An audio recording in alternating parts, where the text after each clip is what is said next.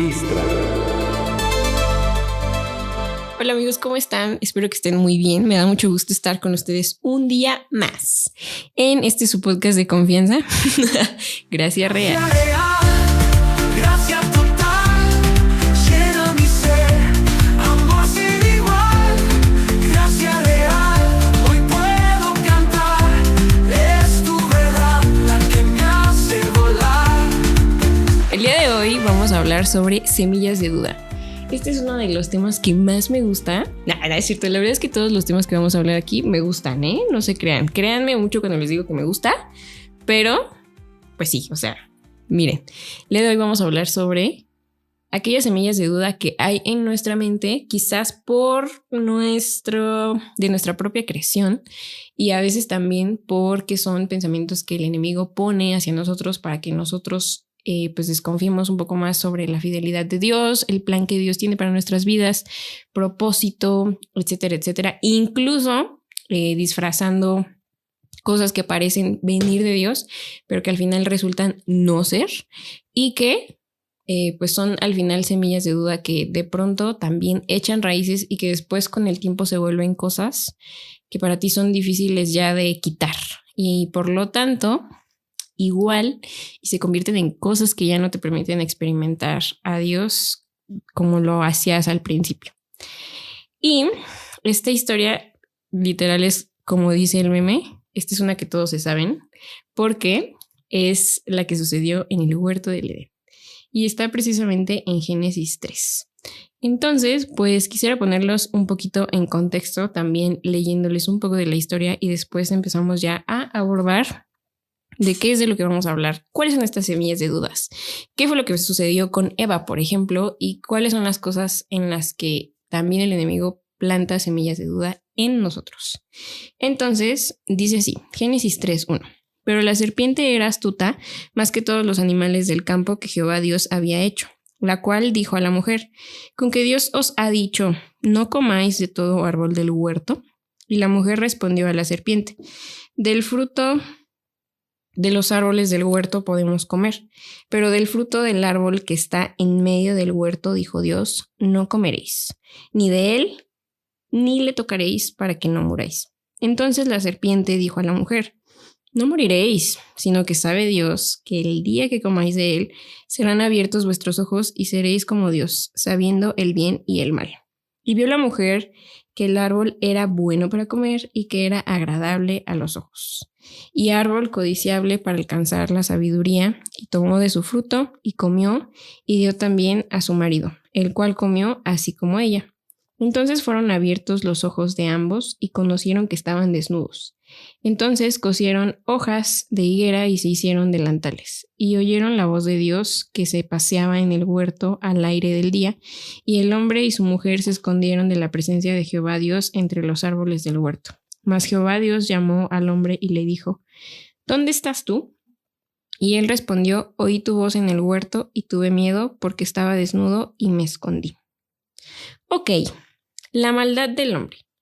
Génesis 3 tiene como propósito, no como tal, hablarnos de manera literal, sino también hacernos entender la realidad del corazón del hombre y que de ahí proviene la maldad de cada uno de nosotros. También Jesús lo dijo. Es una verdad que Adán y Eva son los padres de la humanidad, pero este relato, de manera hermenéutica, está escrito en forma, algunos dicen que está escrito como en forma de mito, de superstición o cosas así, porque contiene muchos elementos espirituales, ¿verdad? Que podemos tomarlos no como literales, ¿no? Y que puede ser que solamente estemos hablando del ser humano simbolizado. Ahora, quiero que nos pongamos un poquito en contexto. En Génesis 2:9, la Biblia nos habla sobre cómo Dios había puesto en el jardín del Edén el árbol del conocimiento y el árbol de la vida. ¿Qué significado, qué relevancia tenía el árbol del conocimiento y el árbol de la vida? Bueno, este árbol representa lo que está bien y lo que está mal. Hasta ahora, Adán y Eva habían conocido solo lo que Dios les decía como la verdad total del todo, pero este árbol representaba el cómo la humanidad iba a estar conectada y viendo la vida, con su propia definición o con la de Dios. Ahí es donde radicaba el sentido que tomaría la vida de la humanidad. Ahora, la serpiente también era un animal creado por Dios. Realmente no tenemos mayor introducción sobre la serpiente, solo se presenta delante de la mujer para tentarle, y en este relato también vemos que la motivación de Eva precisamente es el apetito de alcanzar por sí misma la sabiduría y el ser como Dios. ¿Por qué Dios puso el árbol si no quería que Adán y Eva comieran de él? Muchas veces también muchas personas nos preguntan, ¿por qué existe entonces la maldad? ¿Por qué existe el pecado? Si Dios es un Dios bueno y así, si Él sabía que íbamos a tener una mala decisión sobre que íbamos a pecar y así, que iba a existir la maldad, ¿por qué Dios entonces puso el árbol, por ejemplo, ¿no? En esta historia? ¿O por qué Dios creó la maldad? O sea, ¿por qué esta cuestión funcionó así? Bueno, la respuesta es muy simple, por amor. Nosotros conocemos a un Dios amoroso en todo sentido, que nos dotó de la habilidad de decidir y de escoger amarle como Él nos ama. Él, al darnos libre albedrío a nosotros, nada más, nos mostró de esa manera su amor hacia nosotros, ya que nos dio el derecho de obedecerle. De no ser así, pues seríamos como robots, como ya se imaginarán, sin ninguna posibilidad de tomar decisiones propias. El amor solamente está concebido en el libre albedrío. Cuando tenemos una relación, cualquier tipo de relación, amistad o noviazgo, la relación que ustedes quieran, siempre necesita haber libre albedrío. Porque amar verdaderamente a esta persona es darle la libertad de elegir estar contigo. Y de esa manera fue que el Señor nos diseñó, de tal forma que pudiéramos tener la oportunidad de elegirlo. Ahora, Génesis 2, versículo 16 al 17, empieza a hablar también, los demás versículos que ya no les leí, empiezan a hablar sobre cuáles fueron las consecuencias que tuvieron Adán y Eva al cometer pues este pecado, ¿no? Y comer de este fruto. Vemos que Dios no obligó al hombre, sino que le dio la posibilidad de elegir la vida antes que la muerte, le advirtió con anterioridad el peligro de muerte si es que comían de este árbol. Y Dios es siempre así con nosotros, siempre nos da la libertad de escoger y lo vemos repetidamente en la Biblia. Y conocemos, por tanto, que el seguirle es la valentía de negarte a ti mismo y de escoger la vida con él. Deuteronomio 30:19 dice precisamente eso, ¿no? He aquí que yo pongo delante de ti la vida, escógela pues, ¿no? Estoy parafraseando, pero eso es prácticamente lo que dice el versículo. El hombre entonces rechazó la oportunidad de vida con Dios para escoger su propio beneficio. Optaron por prescindir de la dirección de Dios y al hacerlo entonces rompieron su relación con él. Algunos eruditos de las escrituras, ¿verdad? Dicen que en el inicio, ¿verdad? Imagínense este huerto del Edén y estas personas dicen que han estudiado mucho el Génesis y entonces ellos piensan que lo interpretan así, como que Adán y Eva estaban cubiertos de la gloria de Dios. O sea, por eso no necesitaban usar ropa ni nada, ¿no? Entonces, tal era la relación que ellos tenían con Dios que pues no era como ahorita, ¿no? Obviamente, probablemente no tenemos idea muy cercana de cómo sería en ese momento porque nosotros tenemos ya un sistema diferente para acercarnos a Dios. Pero en ese momento tenían toda la libertad, o sea, el Espíritu de Dios se paseaba, ¿no? Donde estaban ellos tenían toda la libertad de hablar con Él, estar con Él todo el tiempo, algo que para nosotros va a suceder pues cuando estemos con Él, ¿no? Quizás cuando fallezcamos o cuando Él venga en su segunda venida, pero eso es algo que Adán y Eva ya experimentaban en este punto de la historia. Ahora, yo quisiera preguntarles a ustedes, creo que soy muy preguntona en este podcast, ¿verdad? Pero quisiera preguntarles si saben ustedes cuál es el significado de la palabra orgullo. Bueno, yo les busqué una definición y la definición dice que es arrogancia, vanidad, exceso de estimación propia que suele conllevar sentimiento de superioridad. El pecado no radica en el fruto que comieron. El pecado radica en el orgullo que les motivó a cometer este acto. El querer obtener sabiduría por sí mismos y hacerse a Dios, hacerse como Dios. Hablar del pecado es desarrollar un tema bastante complejo y debatible. Algunos creen que el pecado y la maldad no son reales, sino que simplemente se pueden vencer por medio de una percepción correcta. Otros dicen que el relato del Edén es una realidad, no es una realidad, sino es un mito acerca del desarrollo del entendimiento moral y la conciencia, y no precisamente de una caída, ¿verdad? La teología también de la liberación ve al pecado como la opresión de un grupo social hacia otro. Otros creen que la lucha entre las fuerzas preexistentes del bien y el mal solamente es una cuestión de preferencias en la ética, ¿no? Por ejemplo, Dios definitivamente no es el autor del pecado. El pecado se origina en cada persona. Acciones, actitudes, el resultado de nuestras decisiones también, el resultado de nuestra desobediencia. La Biblia no creó el problema del pecado. El pecado estuvo en el mundo antes de que la Biblia fuera escrita. Muchos culpan hasta a Dios por el pecado, pero el problema aún así no es resuelto. El pecado no tuvo origen en el mundo. El primer pecado fue cometido en el cielo. Y creo que esa historia también quizás ya se la sepan, pero el cielo fue manchado antes de que la tierra fuera dañada por su horrible presencia. Y esa historia ustedes la pueden también ver en Isaías 14, del 12 al 14, que nos habla precisamente sobre el orgullo que hubo en Satanás. Ahora, el pecado son decisiones conscientes y contrarias a la voluntad de Dios. La diferencia entre la caída de Satanás y la caída del hombre es que Satanás cayó sin ningún tentador externo. El pecado entre los ángeles se originó en sus propios seres. Por otra parte, el pecado del hombre se originó por respuesta a la tentación externa, y eso también podemos verlo en Génesis 2, 1 al 6, y seréis como Dios. Vio la mujer que el árbol era bueno para comer, porque era agradable a los ojos, árbol codiciable para alcanzar sabiduría, tomó de su fruto y comió. Entonces fueron abiertos sus ojos, se escondieron entonces también de la presencia de Dios. Y después, cuando Dios llega, que fue precisamente donde nosotros paramos nuestra lectura, pero Él les pregunta, ¿dónde estás? Y ellos comienzan a decir qué fue lo que sucedió. Entonces Dios pone un castigo a causa de esta desobediencia, ¿no? Y entonces maldice a la serpiente y trae entonces enemistad y además también maldición a la tierra y sobre todo vergüenza. En todos los casos el pecado rompe el pronóstico de Dios para el que fuimos creados, daña la relación con nuestro Creador y nos aleja de la voluntad de Dios. Santiago 1 del 13 al 14 nos dice que precisamente la raza humana fue creada de tal forma que pudiera recibir y corresponder el amor de Dios. Y nuevamente se nos dice que la causa de la maldad se debe al ambiente pecaminoso en el que vivimos. La naturaleza inicial de Adán y Eva era una naturaleza santa por la creación, pero un carácter santo es el resultado de una prueba en la cual una buena elección es posible para nosotros ahora. Una elección de maldad resulta también en un carácter malo. Dios deseaba la adoración y el servicio de seres con caracteres santos y morales. Una elección de maldad resulta en un carácter malo. Dios deseaba la adoración y el servicio de seres con caracteres santos y morales.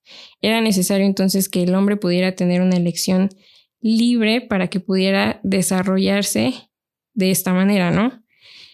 ¿Cómo hemos de conocer la maldad en nosotros mismos? Adán y Eva comenzaron una conversación peligrosa con la serpiente. Es así como comienzan todos los desastres en nuestra vida, teniendo una conversación con la serpiente. Pues esta no dice, sino que te insinúa. En Génesis 3:1 les dice precisamente eso. Con que Dios os ha dicho. Insinuó a Adán que quizás Dios no era de fiar, que quizás les ocultaba algo. Sembró la duda de la bondad de Dios en la mente de los seres humanos. Y si es capaz de sembrar esa duda en la mente del ser humano, se crea una brecha entre incluso lo que nosotros mismos pensamos sobre Dios, lo que Él nos dice, y la duda que nos es sembrada sobre las verdades de Dios. Génesis 3:7 dice que experimentaron vergüenza y quizá culpa también. Algunos eruditos dicen, como les decía, que ellos estaban cubiertos de la gloria de Dios y que al pecar fue quitada esta gloria de ellos y quedaron como en su propia desnudez, es decir, en su entendimiento. sobre lo que cada uno consideraba bueno o malo, de forma individual. Se escondieron uno de la mirada del otro porque hasta entonces ambos veían como Dios veía. Pero en ese momento hubo una ruptura, aún entre ellos mismos. El enemigo no les dijo las consecuencias de su actuar. Como siempre, solamente sembró la semilla. La maldad empieza con una disposición de la mente. Después se exterioriza también a nuestros actos, los cuales moldean el carácter de quien se da a ella, marcando su destino. Se llega con ella entonces a un punto sin retorno, con una total perversión de los valores. Contra ello se revela el profeta Isaías, clamando en Isaías 5:20, «Ay de los que a lo malo dicen bueno y a lo bueno dicen malo, que hacen de la luz tinieblas y de las tinieblas luz, que ponen lo amargo por dulce y lo dulce por amargo». El Señor Jesús reveló el origen de toda la maldad humana.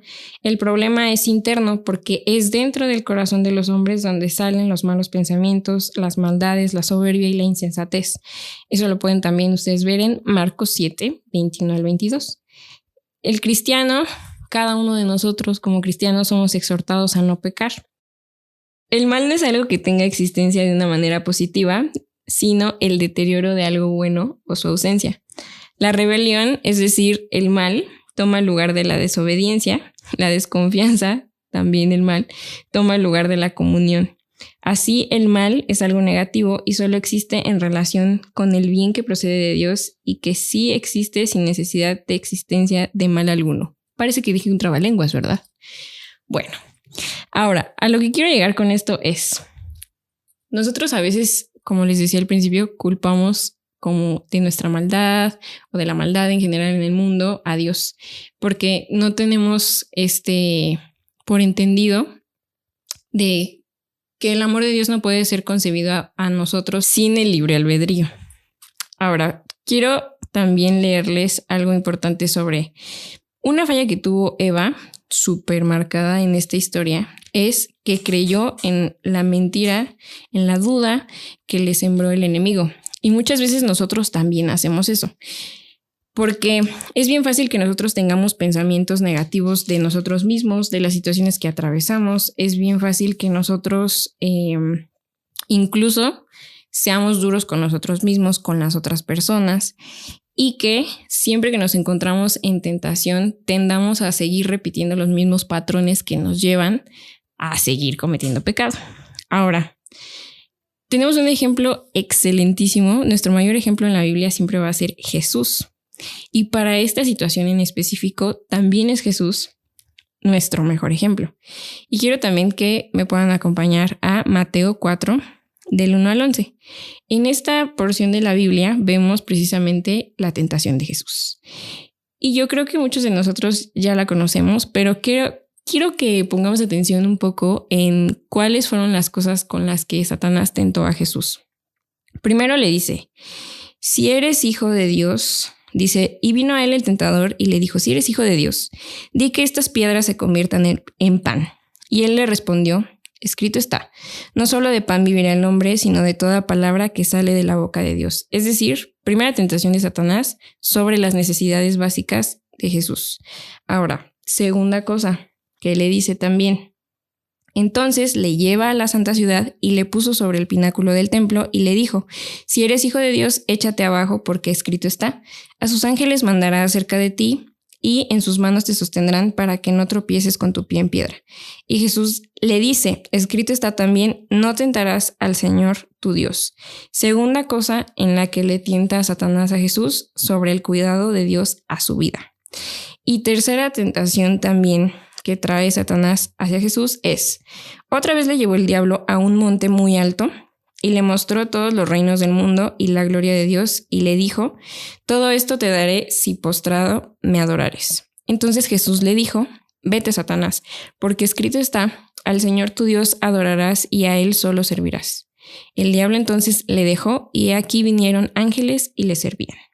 Tercera cosa en la que le tentó Satanás a Jesús, sobre la trascendencia y el poder humano. Es decir, fíjense qué interesante que cada uno de los aspectos en los que Satanás tentó a Jesús son los mismos aspectos en los que seguimos siendo tentados nosotros. ¿Por qué?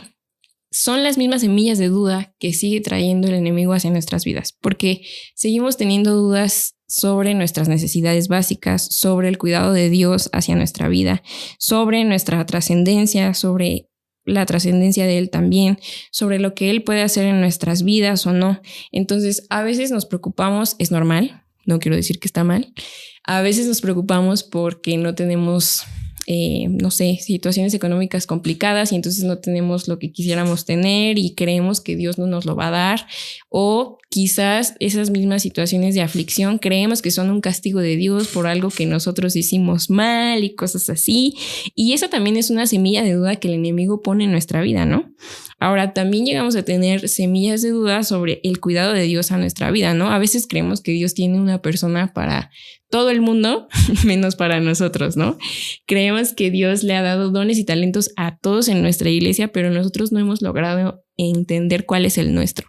Y entonces pensamos que no, es que Dios está tardando mucho, es que a lo mejor lo que estoy emprendiendo, Dios no me va a apoyar, porque, o sea, estamos todo el tiempo alimentando, regando como esa plantita, ¿verdad? Esa semilla que el enemigo ya ha plantado en nuestra mente, y entonces empieza a echar raíces y empezamos a dudar de las realidades de Dios hacia nuestra vida, porque realmente Dios ha entregado promesas a la vida de cada uno de nosotros. En general, como iglesia tenemos muchas promesas de Dios a nuestro alcance, pero de forma individual, cuando tú le buscas al Señor también, Él entrega promesas, digamos que personalizadas para tu vida, porque Él tiene un propósito para tu vida, ¿no? Entonces, se me hace como bien loco que el diablo, bueno, miren, el diablo sigue siendo el mismo, como que no cambia la estrategia, siempre utiliza las mismas. Y las mismas cosas con las que tentó a Jesús son con las que ahora está tratando también, trata con nosotros de hacerlo. El problema es que Jesús responde con verdad y con la seguridad de quién es Él. Y muchas veces nosotros no logramos hacerlo, y por eso es que entonces alimentamos estas dudas, ¿no? Como que las regamos, dejamos que crezcan en nosotros. Ahora, tenemos que tener en claro que el pecado definitivamente rompe el propósito de Dios para el que fuimos creados. Siempre que tú seas tentado en cualquier situación o aspecto, no sé, a lo mejor hiciste algo que no querías hacer, pero fue simplemente por tus inseguridades, ¿no? Entonces, eso al final te lleva a cometer pecado, y eso también interrumpe un poco, un mucho, tu relación con Dios, y también interrumpe lo que Dios quiere hacer con tu vida, ¿no? El propósito para el que fuiste creado. También daña tu relación definitivamente y te aleja de la voluntad de Dios. Entonces, es bien importante que cada uno de nosotros tengamos identificados los aspectos en los que somos tentados. Yo sé que probablemente las tentaciones que yo tengo no son las mismas que tienen mis amigos o mis papás. También porque estamos en diferentes etapas de la vida. También porque no somos las mismas personas ni tenemos las mismas circunstancias a nuestro alrededor. Y hay diferentes cosas que me duelen a mí, que te pueden doler a ti, que les pueden doler a mis papás o a mis amigos. Entonces, en cada una de esas situaciones, cuando haya semillas de duda, nosotros tenemos que ser muy fieles en entregarle todos nuestros pensamientos a Dios. Entonces, la maldad que hay en nuestros corazones surge cuando ponemos en duda o limitamos el poder de Dios en cualquier instancia. Entonces, siempre que tú estás creyendo en esas semillas de duda que el enemigo está plantando sobre cualquier aspecto en el que estés esperando una respuesta de Dios, a lo mejor Dios ya se tardó en contestarte, y entonces tú empiezas a creer en esa duda, a decir si es cierto, es que soy un mal hijo, y por eso, como Rapunzel, que dice de que soy un pésimo hijo, por eso me pasa eso. A lo mejor tú estás en esa situación en la que te sientes así y dices, no, es por esto y Dios ya no me va a contestar. Siempre que nosotros ponemos como primer lugar la duda que el enemigo ha plantado, entonces limitamos el poder de Dios hacia nuestras vidas, porque esto da lugar a nuestro ego, que solo busca nuestro propio beneficio. Además, deja lugar para las dudas que Satanás trata de sembrar en nosotros. me he dado cuenta de que no les di la definición también de ego, pero el ego es precisamente cuando tú buscas las cosas que te convienen, pues. O sea, tú sabes qué es lo que más te conviene y decides actuar sobre de ello. Entonces, es esto, ¿no? Cuando nosotros ponemos en primer lugar las dudas, entonces damos lugar a nuestro ego, que solamente va a buscar tu beneficio propio y que además deja lugar todavía para más dudas que el enemigo sigue tratando de sembrar en nosotros. Necesitamos otra vez humildad para reconocer que somos seres inferiores a Dios y que aún así podemos gozar de su plan perfecto para nosotros, que podemos vivir en su amor cuando aprendamos a reconocer cómo y para qué fuimos creados, y esa es la manera en la que podremos experimentar una verdadera vida de plenitud.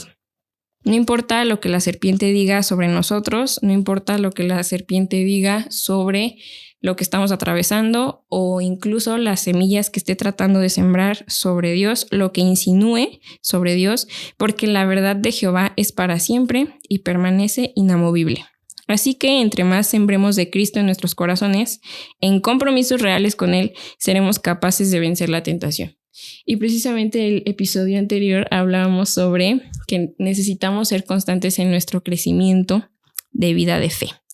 Y entre más nosotros sembremos, leíamos Segunda de Pedro y precisamente hablábamos sobre que mientras que tú más te mantengas constante en ejercitarte en fe, no vas a caer jamás, lo dice Segunda de Pedro. Me parece que es el versículo 10 del capítulo 1. Entonces, entre más sembremos de Cristo en nuestros corazones, en compromisos reales con Él, seremos capaces de vencer la tentación y por lo tanto las semillas de duda que el enemigo plante en nuestros corazones, en nuestras mentes, no van a echar raíces.